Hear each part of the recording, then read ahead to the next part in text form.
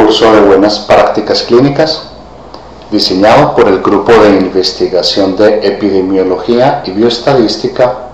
de la Facultad de Medicina de la Universidad CES, Medellín, Colombia. El objetivo del curso es identificar e interpretar correctamente las normas internacionales y colombianas sobre buenas prácticas clínicas que rigen la investigación sobre seres humanos, tal y como lo exige la Resolución 2378 de 2008 del Ministerio de la Protección Social de Colombia, además de la Declaración de Helsinki, la Resolución 8430 de 1993 del Ministerio de Salud de Colombia y las pautas éticas internacionales para la investigación biomédica en seres humanos, promulgadas por el Consejo de Organizaciones Internacionales de las Ciencias Médicas, CIOMS, por sus siglas en inglés. Asimismo, se evaluarán los aspectos más relevantes de la misma Resolución 2378 de 2008 que regula la investigación con medicamentos en seres humanos. Es importante establecer que el ensayo clínico es un tipo de estudio que tiene unas características determinadas, siendo la más importante de ellas la utilización de grupos de comparación, y cuya finalidad es establecer la eficacia de un medicamento para la curación o la prevención de una enfermedad específica. La realización de ensayos clínicos significa la inversión de grandes periodos de tiempo en los que deben agotarse diferentes fases de forma secuencial, pues en cada una de ellas se espera alcanzar unos objetivos determinados. Según datos del Instituto Nacional de Cáncer de los Estados Unidos, el tiempo invertido en el desarrollo de un medicamento nuevo, desde el momento en que se inician las pruebas en modelos animales hasta el momento en que es aprobado, es de aproximadamente 15 años. Los ensayos clínicos tienen una importante fase que se denomina preclínica o fase 0, que es aquella que se realiza sobre modelos animales antes de iniciar su evaluación en humanos. Existen importantes regulaciones internacionales sobre la experimentación en animales que permiten llevarla a cabo. En esta fase pretende determinarse la teratogenicidad, la toxicidad y los efectos secundarios de las nuevas moléculas con el fin de evitar estas molestias en seres humanos. La investigación con medicamentos en seres humanos se inicia propiamente con la fase 1 de los ensayos clínicos. En esta primera fase se determina la farmacocinética y farmacodinámica de los nuevos medicamentos, buscando identificar la dosis más segura de los mismos a la cual los efectos secundarios no coloquen en riesgo la vida de los pacientes. En esta fase suelen participar voluntarios sanos, a quienes se les remunera económicamente, pues aún no se ha determinado la utilidad del medicamento en el tratamiento de una enfermedad. Una vez identificada la dosis a la cual el nuevo medicamento es seguro, se pasa a la fase 2, en la cual solo participan pacientes con las patologías de interés sobre las que se espera que el medicamento genere algún beneficio. Lo que pretende determinarse en esta fase es la dosis y posología adecuadas de los nuevos medicamentos y determinar su relación dosis-respuesta sobre aquellas enfermedades en las que se espera tenga algún efecto la nueva molécula. La fase 3 de los ensayos clínicos es posiblemente la más reconocida, puesto que sus resultados son aquellos que finalmente son publicados en las más renombradas revistas biomédicas internacionales. Además, Es esta fase donde entra a evaluarse la eficacia del medicamento por medio de la comparación antes mencionada. Es decir, en esta fase de la investigación, una parte de la población recibirá el nuevo medicamento en estudio y la otra recibirá el tratamiento tradicional con el fin de establecer si el nuevo tratamiento es más eficaz que el anterior. Por esta razón, esta fase de la investigación clínica es la que necesita mayor número de pacientes, con el fin de obtener una población representativa que permita determinar que las diferencias observadas sean estadísticamente significativas. Una vez el medicamento haya superado todas las fases anteriores y demostrado su eficacia, puede ser lanzado comercialmente con la respectiva autorización de las agencias de salud que regulan la investigación de medicamentos. Cuando los medicamentos ya se encuentran disponibles al público, existe una fase 4 de la investigación, también denominada fase post-comercialización o de farmacovigilancia, en la que pretende identificarse los efectos secundarios de largo plazo que no haya sido posible evaluar en las fases anteriores.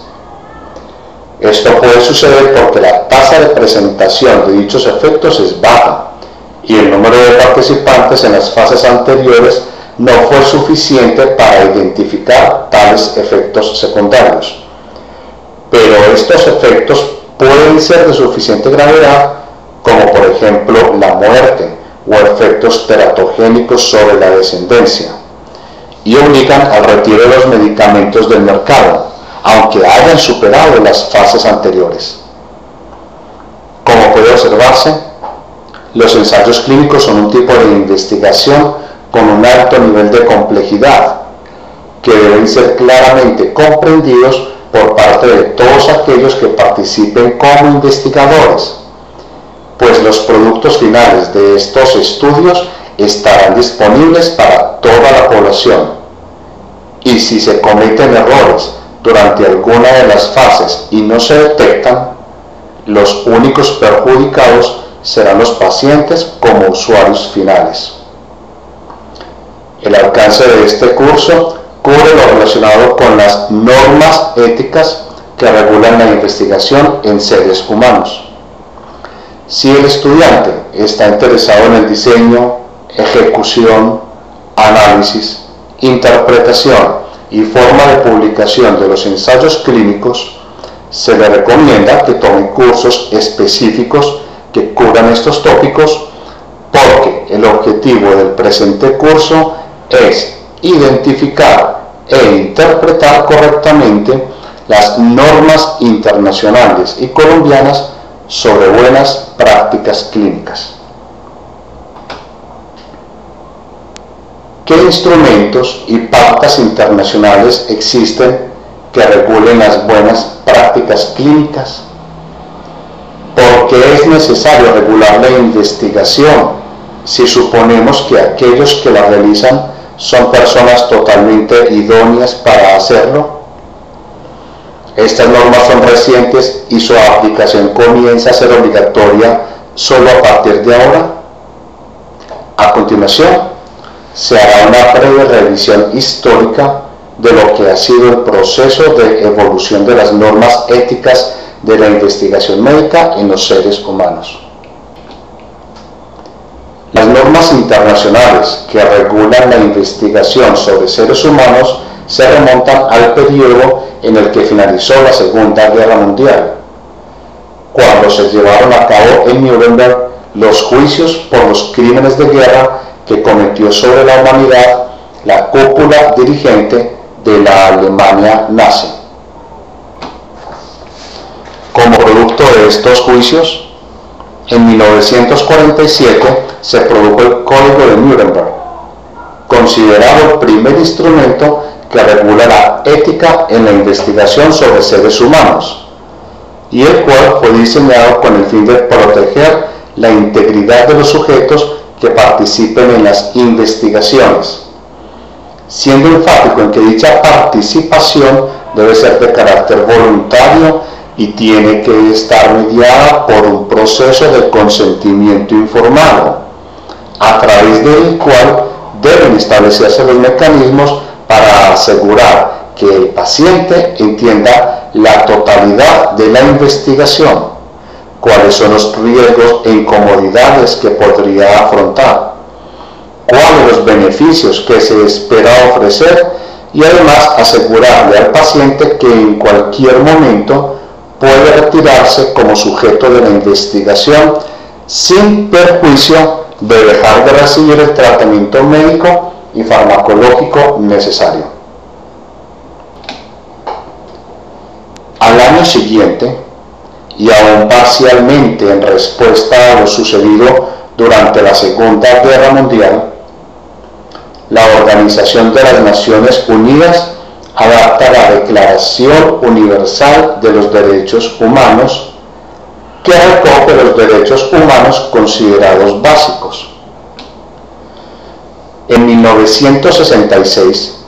la Asamblea General de las Naciones Unidas adaptó el Pacto Internacional de Derechos Civiles y Políticos, el cual solo entró en vigor una década después. En su artículo 7º afirma que nadie será sometido sin su libre consentimiento a experimentos médicos o científicos. Además,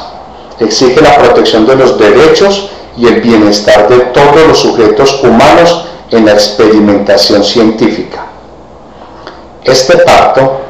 junto con la Declaración Universal de los Derechos Humanos, comprende lo que algunos autores y organizaciones han denominado como la Carta Internacional de Derechos Humanos.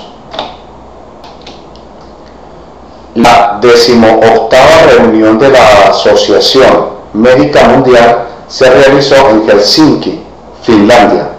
en 1964 y generó una de las más importantes declaraciones que estableció los principios éticos y las pautas médicas que deben regir la investigación en seres humanos.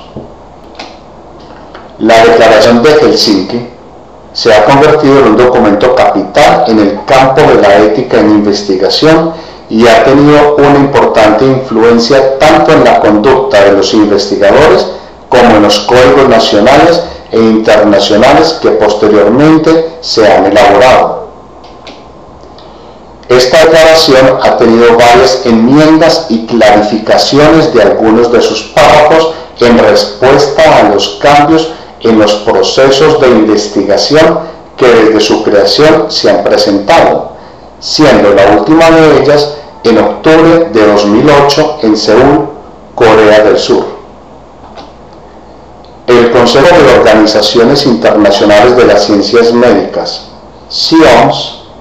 es una organización no gubernamental que tiene relaciones oficiales con la Organización Mundial de la Salud. Esta organización fue fundada en 1949 bajo el auspicio de la OMS y la Organización de las Naciones Unidas para la Educación, la Ciencia y la Cultura, UNESCO, con el fin de trabajar mancomunadamente. Hacia finales de la década de 1970, en asociación con la OMS, el CIOMS inicia sus trabajos en el campo de la ética en la investigación biomédica. Es así como en 1982 se genera el primer documento denominado Propuesta de Pautas Éticas Internacionales para la Investigación Biomédica en Seres Humanos, que fue el primer referente con normas internacionalmente aceptadas para aplicar en el campo de la investigación, pues la Declaración de Helsinki plantea principios que son de obligatorio cumplimiento, pero las normas fueron establecidas por esta propuesta. En esta misma época, el mundo se enfrentó a la pandemia del SIDA. Este cambio en la situación de salud en el mundo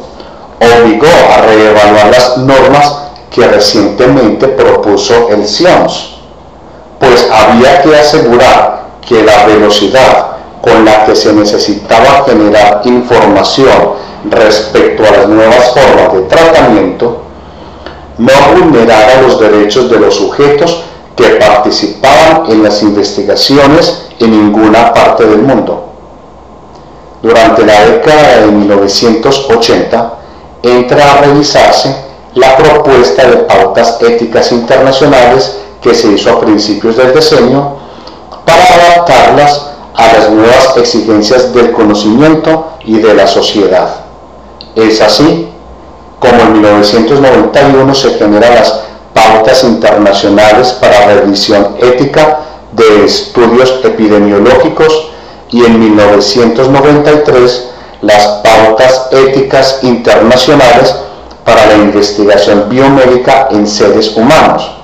que nuevamente generan cambios importantes en los aspectos éticos de la investigación y se convierten en los principales referentes internacionales en ese momento. Durante la década de 1990 y a raíz de la pandemia de VIH-Sida,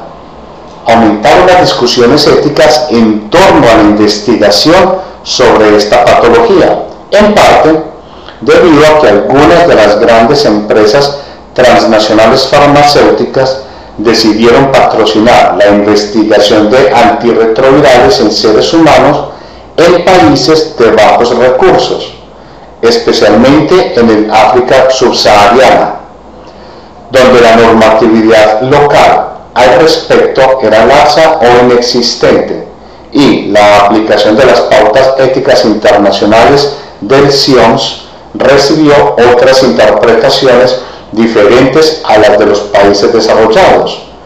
como por ejemplo la utilización de comparadores diferentes a aquellos que ya habían demostrado una eficacia comprobada, lo que ponía en desventaja a los sujetos que participaban en estas investigaciones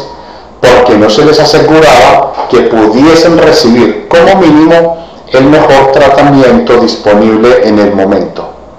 Algunos de los argumentos expuestos en ese entonces estaban relacionados con que estos países tenían grandes necesidades de recibir urgentemente algún tratamiento,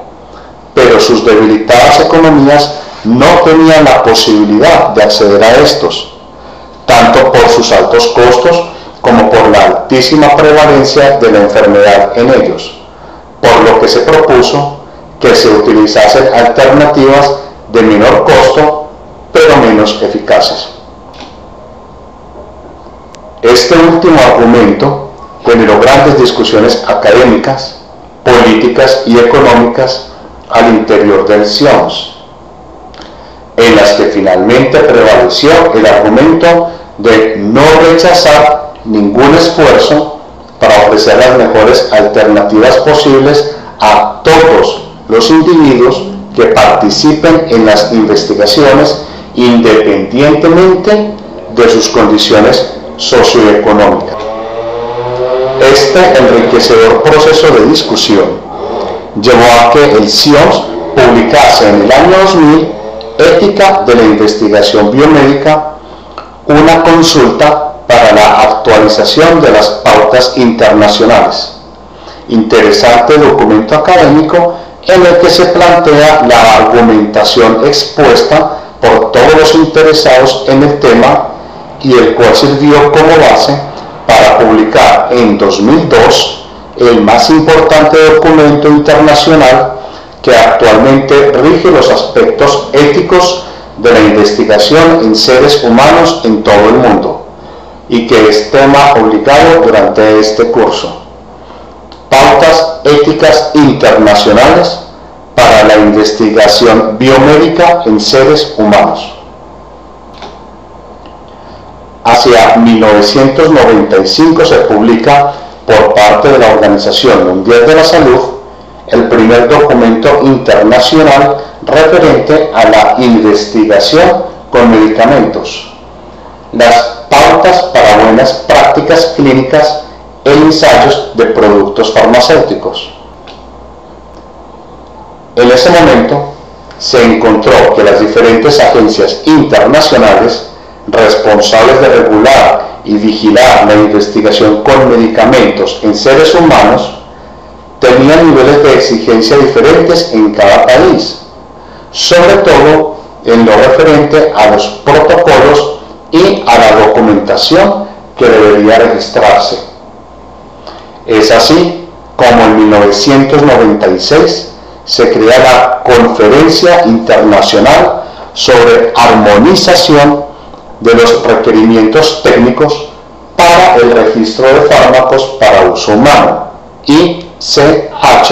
por sus siglas en inglés, los cuales fueron diseñados para asegurar que los datos generados por los ensayos clínicos con medicamentos sean mutuamente aceptados por las autoridades sanitarias de la Unión Europea, Estados Unidos y Japón, lo que en principio debería facilitar los procesos de autorización y registro de medicamentos entre estos países, independientemente de dónde se haya hecho la investigación y el desarrollo. Al año siguiente, la Unión Europea adopta la llamada Convención de Asturias de Bioética, expedida en Oviedo, España. Este es un convenio para la protección de los derechos humanos y la dignidad del ser humano con respecto a las aplicaciones de la biología y la medicina, y actualmente se encuentra vigente en territorio europeo. Al finalizar el siglo pasado, el Programa Conjunto de las Naciones Unidas sobre VIH-Sida, ONU-Sida, estableció un documento guía de orientación al respecto, y es así como en el año 2000 publica Consideraciones éticas sobre la investigación de vacunas preventivas contra el VIH. Desde 1993, el antiguo Ministerio de la Salud, hoy Ministerio de la Protección Social, expidió la Resolución 8430, que desde entonces ha sido la más importante norma científica, técnica y administrativa nacional que rige la investigación en salud en Colombia. Esta norma, junto con la Resolución 2378 de 2008 del mismo Ministerio, también serán tema obligatorio del presente curso y por tanto se discutirán más adelante. En el campo de la salud existen varios tipos de investigación. Estas básicamente se dividen en dos grandes grupos. En primer lugar, y como pueden ver a la derecha de sus pantallas, están las investigaciones de tipo observacional, que como su nombre lo indica, son aquellas en las que el investigador participa de forma pasiva como observador. Estas investigaciones pueden ser estudios de cohorte, estudios de casos y controles, estudios transversales o estudios descriptivos, dependiendo de varias características, entre las que podría mencionarse de forma importante la utilización de grupos de comparación o la forma de colectar la información en el tiempo, que puede ser retrospectiva o prospectiva. En segundo lugar, y a la izquierda de sus pantallas, se encuentran aquellos estudios en los que el investigador asigna la exposición de interés, es decir, es el investigador quien decide qué es lo que quiere evaluar, con qué frecuencia quiere exponer a la población, en qué momento quiere hacerlo, qué dosis quiere evaluar, cuáles son los individuos de interés, entre otras cosas. Esto significa que el investigador tiene el control de casi todas las variables de interés que potencialmente podrían afectar el resultado de aquello que desee investigar. A este tipo de estudios se le llama ensayo clínico controlado y es el modelo ideal para evaluar la eficacia de productos de los cuales se espera que tengan algún efecto benéfico sobre la población. Esto se logra gracias al principio de la comparación, pues esta es la única vía que, a través de la utilización del método científico, permite establecer que los efectos observados sean por causa de aquello que el investigador ha aplicado sobre la población, como por ejemplo un medicamento en estudio. Si no se compara la población a la que se le administra un nuevo medicamento de interés contra otra a la cual se le administra el tratamiento que usualmente recibiría o un placebo, no podrá entonces asegurarse al final que los efectos observados sean por causa del medicamento,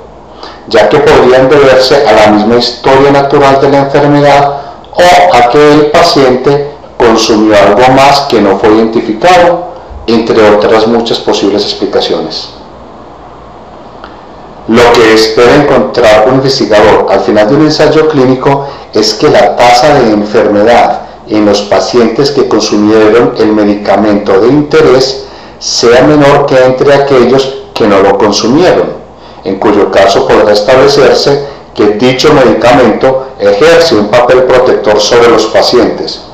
bien sea para tratar la enfermedad o para evitar su aparición, como es el caso de las vacunas. Esta primera fase va acorde con el juramento hipocrático. Lo primero es no hacer daño. Muchas gracias por su atención.